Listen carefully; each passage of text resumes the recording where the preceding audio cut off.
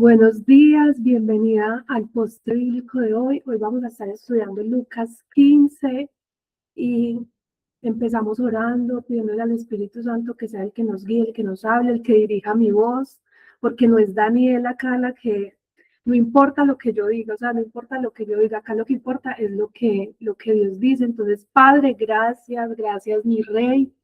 Gracias, Padre amado, por este nuevo día que nos regala, Señor, por esta nueva semana de volver a sentarnos y a saborear este postre bíblico, Dios.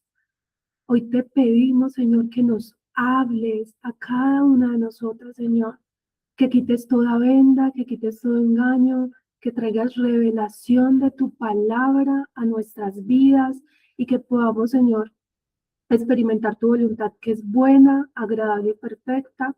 Háblanos, Señor, y yo te pido que dirijas mi voz, Espíritu Santo. Dirige mi voz. Úsame, Señor, úsame. Y no permitas que de mi boca no salga una palabra innecesaria, Señor, sino que todo lo que se hable acá sea realmente lo que tú quieres decirnos. En el nombre poderoso de Jesús. Amén y amén.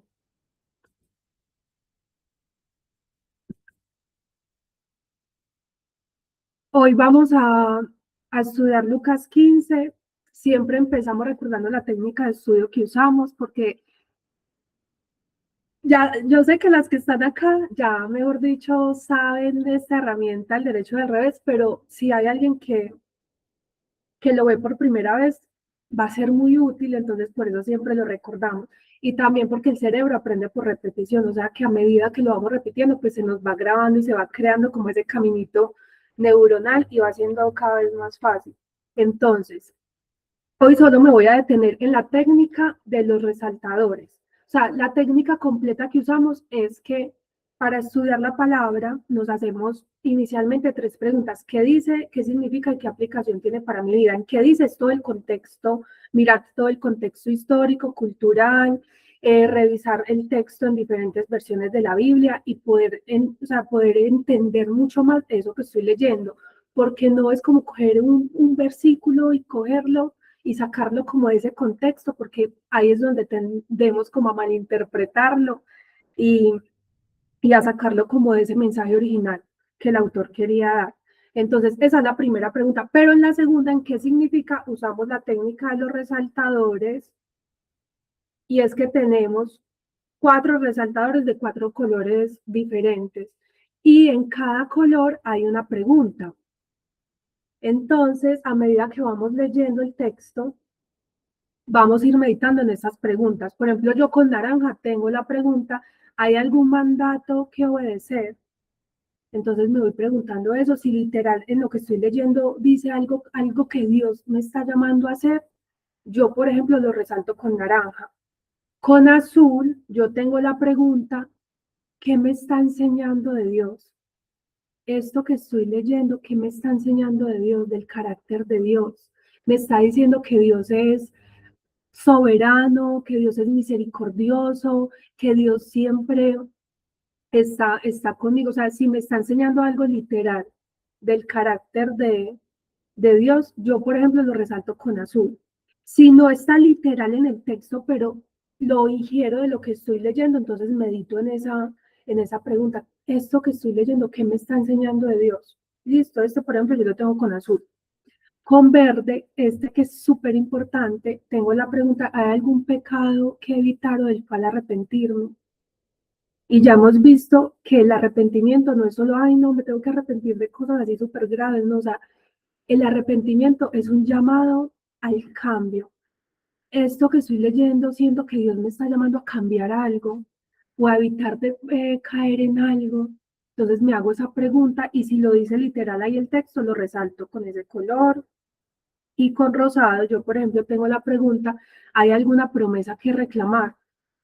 Entonces con rosado yo resalto las promesas y así no leemos por leer, sino que cuando meditamos en estas preguntas va a ser como más fácil poder entender la palabra y no va a ser como que, ay no, yo leí y no entendí nada. Obviamente lo que nos va a dar esas revelaciones y entendimiento es el Espíritu Santo, pero estas herramientas son súper útiles para meditar aún más profundo en lo que estamos leyendo. ¿Listo? Y cuando yo abra mi Biblia, cada color que está resaltado tiene un significado y yo sé que todo lo que está con azul es lo que me está enseñando de Dios. En mi caso, porque escogí ese color, ustedes pueden escoger los colores que más les gusten. Lo que está en rosado entonces son las promesas. Y así la Biblia no va a estar como rayada por rayar, sino que todo va a tener un propósito y un orden. Y recordemos que Dios nos llama a hacer todo en orden. O sea, no está mal si solamente usas un color, pero es que en la Biblia todo es importante. Entonces, si yo abro mi Biblia y todo está resaltado, no voy a saber cómo, ay, esto que era lo que quería decir. Mientras que si usamos este código de color, va a ser mucho más fácil el proceso de aprendizaje. Listo. Yo voy a empezar leyendo el capítulo de hoy, que es Lucas 15, y lo voy a leer en nueva traducción viviente. Listo. Dice, los, los cobradores de impuestos y otros pecadores de mala fama a menudo venían a escuchar las enseñanzas de Jesús. Por eso los fariseos y los maestros de la ley religiosa se quejaban de que Jesús se juntaba con semejantes pecadores y hasta comía con ellos. O sea, en la cultura, recuerda que cuando estamos estudiando la Biblia tenemos que mirar el contexto histórico, cultural, y en la cultura del primer siglo en Medio Oriente, el sentarse a la mesa con alguien era decir que yo estaba aceptando a esa persona. Entonces, por eso los fariseos y los religiosos se escandalizaban de que Jesús se sentara a la mesa con los recaudadores de impuestos y los que ellos llamaban pecadores. Listo. Entonces Jesús les contó la siguiente historia. Si un hombre tiene 100 ovejas y una de ellas se pierde, ¿qué hará?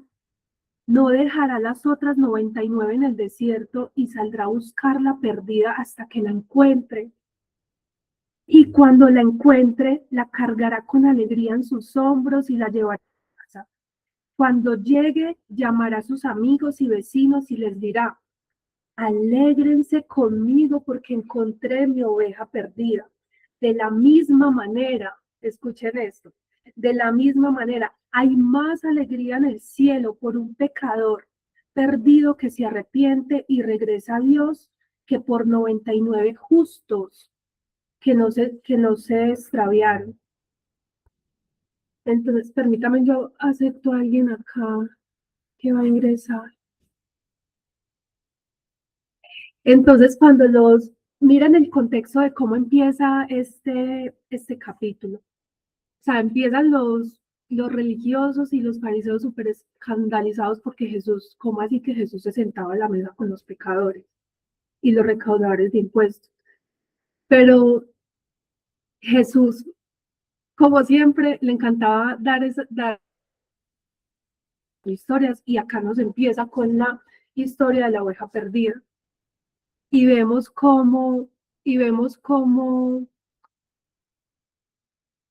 Dios, o sea, acá ese pastor que sale en busca de esa oveja representa a Dios.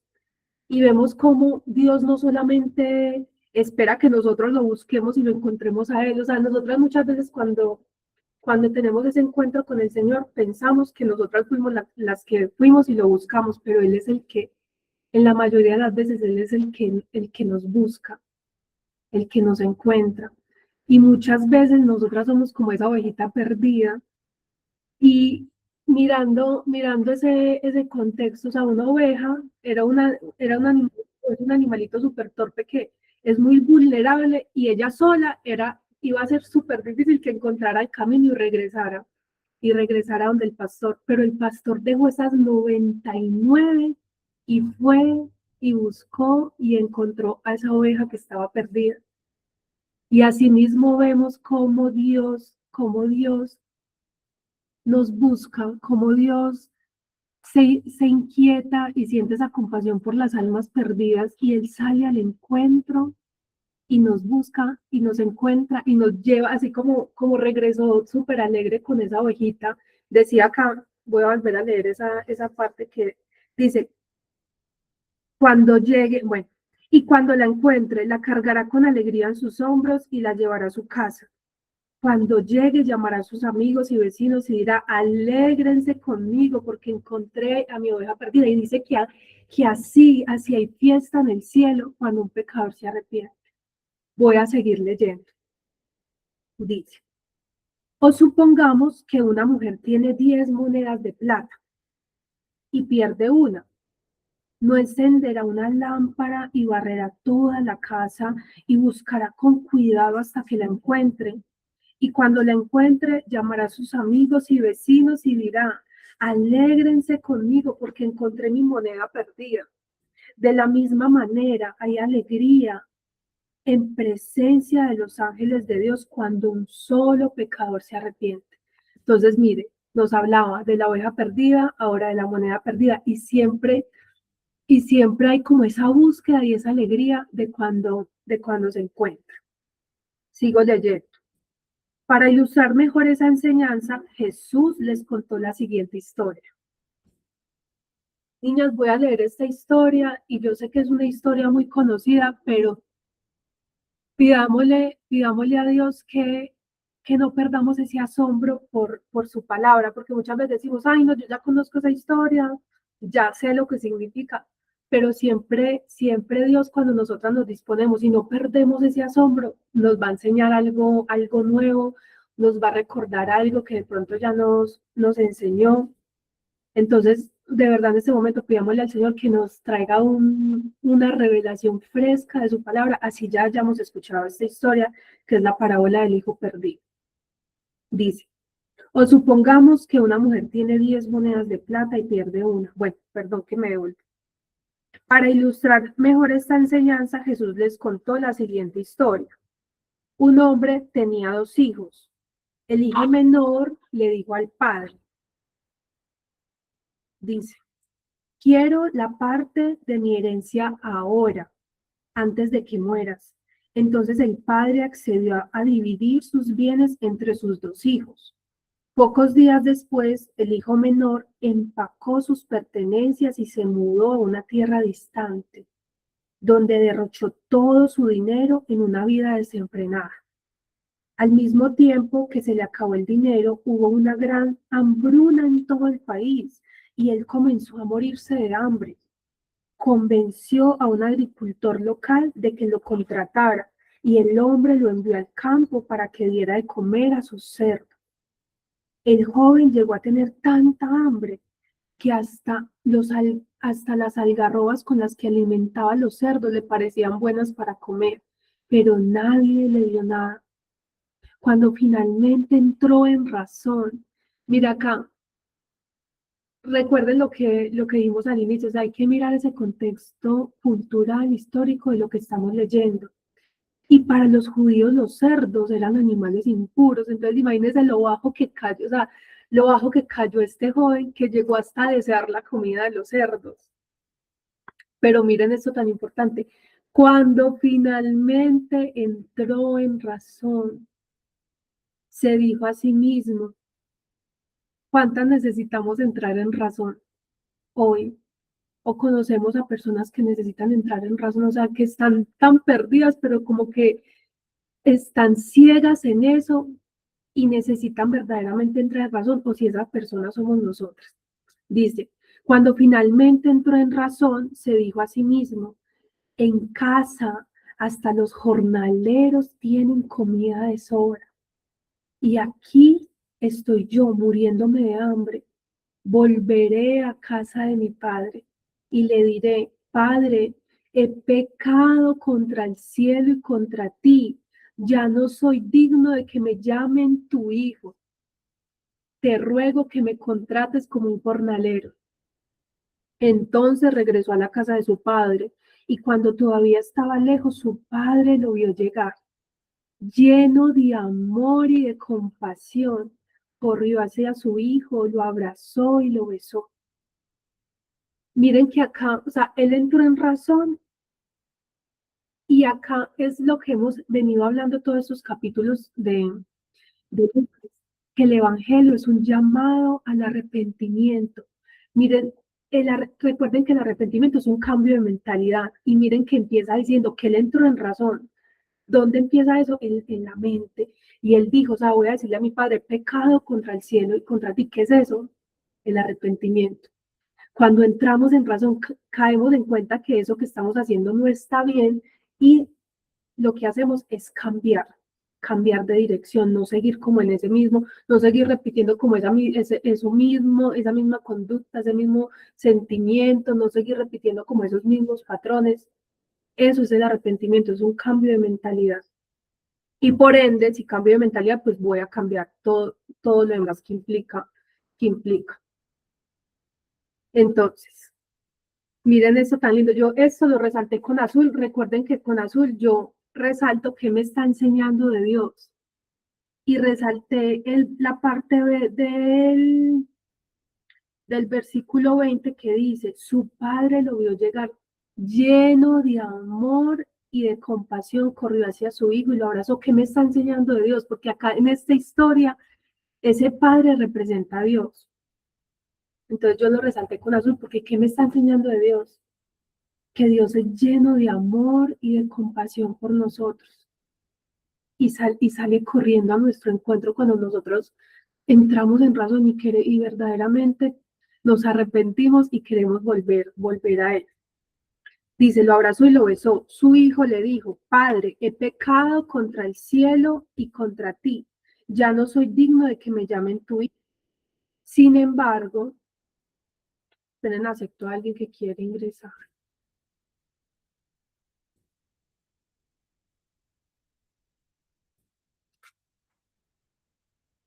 Dice, sin embargo, su padre dijo a sus sirvientes, rápido, traigan la mejor túnica que haya en la casa y vístanlo. Consigan un anillo para su dedo y sandalias para sus pies.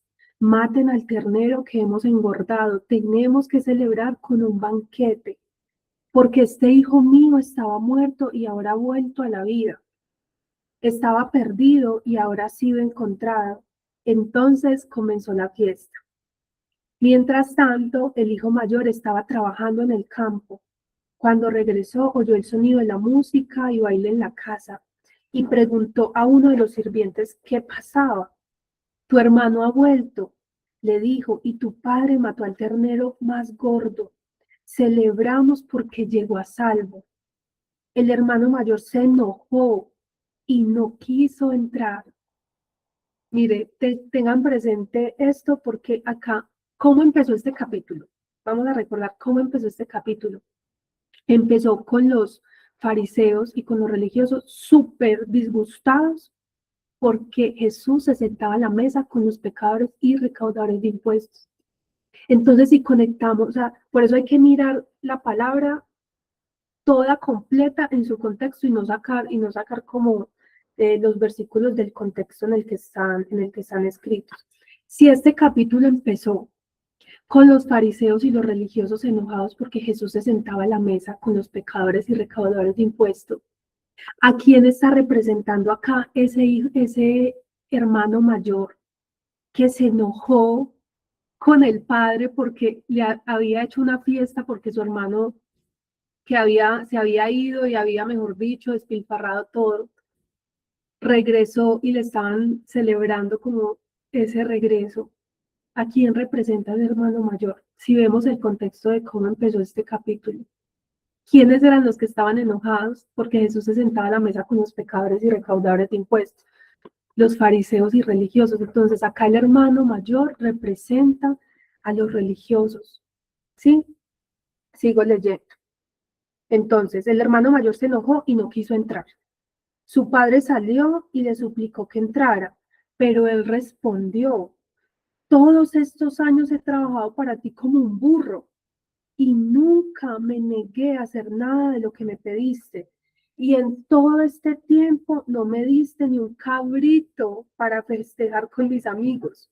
Sin embargo, cuando este hijo tuyo regresa, después de haber, imagínense, cuando este hijo tuyo regresa, o sea, ni siquiera lo ve como un hermano.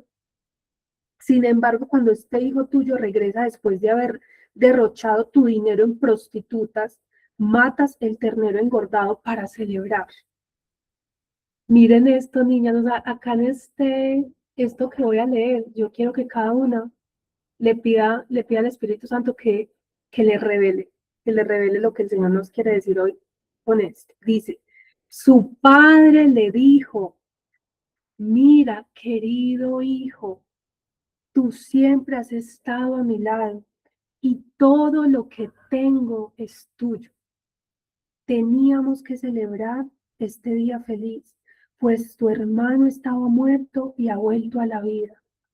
Estaba perdido y ahora ha sido encontrado. Niñas, este capítulo yo lo leí, pero yo creo que tengo la fecha acá en mi diario, el 26 de enero. Lo estudié el 26 de enero. Y porque yo les decía al principio que le pidiéramos al Señor que no perdiéramos el asombro por su palabra, porque cuando yo empecé a leerlo, yo dije, ay, no, bueno, la, la parábola del hijo pródigo, bueno, yo ya la he escuchado mucho, no sé qué, pero la voy a leer. Pero incluso cuando me vi a mí misma como siendo así, yo le pedí al Señor y escribí aquí en mi diario, Señor, Padre, te pido que tu temor sea mi mayor asombro, que no haya nada más asombroso que tú en mi vida, que nunca pierda el asombro por ti, porque hay veces se nos vuelve paisaje, o sea, como que se nos vuelve paisaje todo, como que normalizamos todo y perdemos ese asombro por el Señor. Y el Señor realmente, yo misma me vi como siendo así como, ay, no, bueno, voy a leerla, voy a mirar el Señor que tiene para decirme, pero ya la he escuchado mucho. Pero caí en cuenta de eso, yo dije, ay, Señor, que yo nunca pierdo el asombro por ti. Y mire, y yo siento que el Señor ahí me reveló algo, porque precisamente esos días que estaba leyendo ese capítulo en enero, estaba como preguntándole al Señor unas cosas que tenía, una conversación que había tenido con alguien, y yo decía, Señor, yo no quiero como que sea, o sea, no es que ella tenga la razón o que yo la tenga, no, dime tú, dime tú. Y el Señor trajo una respuesta y es esta. Que que le dijo, mire, el hermano mayor se enojó, pero miren el padre cómo le respondió, o sea, mira, querido hijo, o sea, él le recordó su identidad como hijo. Y ustedes, las que han estado acá en el postre bíblico, saben que en cada capítulo lo que más hemos trabajado es esa identidad como hijas, de que somos amadas aún sin hacer nada, o sea, aún sin hacer nada, ya Dios nos amó. No hacemos cosas para ser amadas, hacemos cosas porque ya somos amadas. Y mire que por eso el padre le recordó al hijo mayor, querido hijo, o sea, le recordó, le afirmó su identidad como hijo. Tú siempre has estado a mi lado y todo lo que tengo es tuyo. A mí el Señor ahí me reveló, o sea, me reveló algo, porque muchas veces sí, nosotras creemos en Dios y lo recibimos como Señor, pero no siempre, o sea, no siempre lo hemos recibido como padre, no siempre lo hemos recibido como esa identidad como hijas y o sea, y nos sentimos todavía como si fuéramos huérfanas, como que el Señor sí le da a otros y a mí no. Miren lo que le reclamaba el hijo mayor, o sea, es que yo he hecho todo lo que tú me pides, yo me mantengo acá trabajando, yo me mantengo acá, yo no he hecho lo que hizo mi hermano. Y muchas caemos en eso y decimos, Señor, pero si yo te sirvo, pero si yo hago esto, pero si yo hago lo otro, pero si yo... Y claro, recuerden lo que yo siempre les he dicho, hay que ver la palabra completa. Yo en ningún momento he dicho que nosotras no somos siervas, que somos hijas y ya, hijas consentidas y el Señor me tiene que dar todo lo que yo le pida. No, eso no es lo que quiero que se entienda acá con esto, sino que sí, somos siervas y nada de lo que yo tengo, o sea, nada de lo que yo tengo en sí es mío, sino que yo soy administradora, ¿sí? Eso es verdad, pero también es verdad que soy hija y también es verdad lo que el Señor nos está diciendo acá. Todo lo que tengo es tuyo, porque muchas veces decimos, ay, no, sí, no, todo es de Dios, pero no, pero el Señor sí bendice a otros, pero a mí no, pero no importa, yo le estoy acá sirviendo al Señor. pero por dentro tenemos un resentimiento como, Señor, pero si yo te sirvo, pero si yo hago esto, pero si yo soy buena, por qué no me das lo que sí le das a otra? Pero es porque no tenemos firme esa identidad como hijas. Y solo nos vemos, o sea, solo nos vemos como siervas, y no está mal, porque sí, somos siervas de Dios, somos administradoras, nada de lo que tenemos nos pertenece, pero también tenemos que vernos como hijas. Y el Señor hoy nos está diciendo, todo lo que tengo es tuyo. O sea, eso nos lo está diciendo Daniela, lo dice acá la palabra. Le dijo, mira, querido hijo, yo les voy a decir, querida hija, tú siempre has estado a mi lado y todo lo que tengo es tuyo, todo lo que las riquezas del reino del Señor, todo, si somos hijas de Dios, si nos posicionamos como hijas de Dios, todo eso también es de nosotras. La palabra de Dios dice que somos coherederas junto con Cristo. Quitémonos hoy ese vestigio de orfandad, de creer de que el Señor sí le da a otros y a nosotras no, de creer de que, ay, no, sí, yo le sirvo al Señor, yo hago todo, pero no recibo cosas muchas veces porque tenemos que empezar. ¿Cómo empezó esta historia? Con un cambio de mentalidad. Este hijo dice que entró en razón, o sea, tenemos que renovar nuestra manera de pensar y tenemos que dejar de pensar como huérfanas, tenemos que dejar de pensar de que solo si yo me esfuerzo, solo si yo hago y hago y hago, voy a alcanzar y voy a tener cosas, no. Somos hijas, pero el Señor no quiere hijas consentidas de que, ay, no hacen nada y se creen merecedoras de todo, y mejor dicho, somos súper demandantes, y es que yo soy una hija de Dios, entonces el Señor me tiene que dar todo lo que yo le pida, y lo declaro y lo recibo y lo reclamo. No, no es así. Es ser conscientes primeramente de nuestro pecado, como empezó esta historia. O sea, él entró en razón, fue consciente de su pecado, se arrepintió, volvió donde su padre, y esto significa que nosotras también necesitamos arrepentirnos y volver a Dios y posicionarnos, no solo como siervas, porque mira que el hijo menor, él dijo, no, voy a ir y que no me llamen hijo, y solamente que me contraten como un jornalero más. Y muchas veces nosotras nos vemos como jornaleras y ya, como siervas y ya, no, yo le sirvo al Señor y lo vemos como Señor, claro. Recuerden que es que tenemos que ver la palabra completa. Yo en ningún momento estoy diciendo que no somos siervas. Sí, somos siervas, pero también somos hijas. Sí, no, nada de lo que, o sea, lo que yo tengo en sí no me pertenece a mí, todo es de Dios. Nada es mío. Pero no me puedo quedar solo ahí. También el Señor me está llamando a tomar posición como hija. Soy sierva, soy administradora, pero también soy hija. Y todo, acá el Señor está diciendo, todo lo que tengo es tuyo. Todo lo que tengo es tuyo. Entonces pidámosle al Señor que hoy nos revele esa identidad como hija y que empecemos a cambiar esa manera de pensar, de que dejemos de pensar como huérfanas, de que dejemos de pensar de que solo es en nuestras fuerzas que vamos a conseguir las cosas, sabiendo que el Señor muchas veces nos quiere, o sea, nos quiere dar tantas cosas, y no solo estoy hablando de cosas materiales. Cuando nosotras nos posicionemos como hijas, sin olvidar que también somos siervas. Listo. Entonces, Padre, gracias, gracias, mi Rey, gracias, Padre amado, por tu palabra, Señor, por revelarnos, Señor, el corazón de tu mensaje.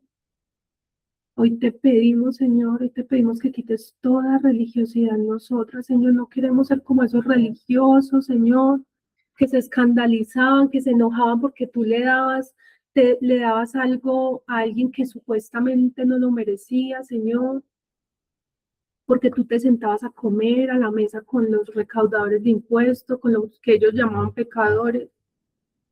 Padre, hoy te pedimos, Señor, que quites toda religiosidad en nuestras vidas, Señor,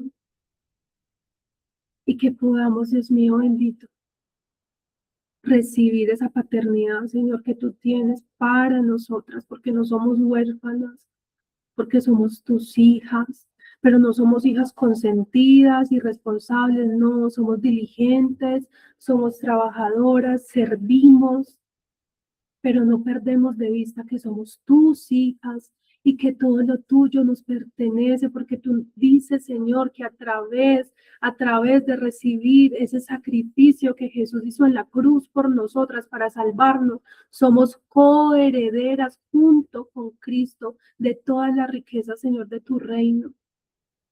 Quita toda mentalidad de orfandad, quita toda mentalidad de escasez, quita toda mentalidad, Señor, que no nos deja avanzar. Padre, y nos posicionamos como hijas. Revélanos, Señor, revélanos esa identidad de hijas. No perdemos de vista que somos siervas, no perdemos de vista que somos administradoras, pero que nunca perdamos de vista que somos tus hijas y tenemos un Padre que nos ama. Tenemos un Padre que nos espera con los brazos abiertos cuando fallamos. Por eso hoy, Espíritu Santo, te pido que traigas convicción de pecado a nuestras vidas, que podamos, Señor, cambiar de dirección, eso que estamos haciendo que no está bien, eso que estamos haciendo que nos aleja de tu propósito, de tu llamado. Todo mal pensamiento, Señor. Hoy renunciamos, Señor, a todo mal pensamiento, Señor. Toda depresión, toda ansiedad que no nos deja, Señor, sentirnos hijas, porque tú nos amas, Señor, aún sin hacer nada. Aún sin hacer nada, tú nos amas y muchas veces caemos en la mentira en que entre más hacemos, en que entre más servimos, en que entre más hacemos una cosa a la otra, más tú te vas a sentir orgulloso de nosotros y no es así, tú nos amas porque somos tus hijas, tú no nos amas más si hacemos más o nos amas menos si hacemos menos, Señor. Todo eso que hacemos es como respuesta de que ya somos amadas, no para ser más amadas. Y tú nos lo has recordado casi todos estos capítulos de Lucas, Señor, que hemos estudiado, Señor. Padre, gracias por tu verdad, gracias por tu presencia en nuestras vidas, gracias por vernos como hijas, gracias porque podemos llamar al Dios grande, creador del universo, lo podemos llamar Padre, porque podemos mirar al cielo y decirte, papá, gracias, Señor, gracias porque tú eres nuestro Padre, Señor, porque no estamos solas, porque tú estás con nosotras, porque tú nos miras con compasión, aún en nuestros errores, aún en nuestras debilidades, Señor. Gracias porque tú eres un padre bueno, porque tú no eres como los padres terrenales que abandonan, que muchas veces son injustos. Tú eres un padre bueno. Gracias, Señor. Gracias porque te podemos llamar papá, porque somos coherederas junto con Cristo de todas tus gloriosas riquezas. Gracias, Señor. Gracias, papá. Abraza a cada mujer que está acá conectada, que puedan sentir tu abrazo, ese abrazo de ese padre, y que puedan sentirse hijas, que no se sientan más huérfanas, que puedan sentirse hijas, que puedan sentirse cuidadas, amadas por ti. Te lo pido en el nombre poderoso de Jesús. Amén y amén.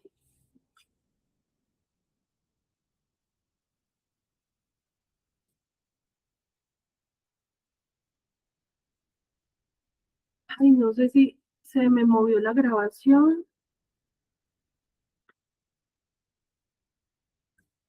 Allá.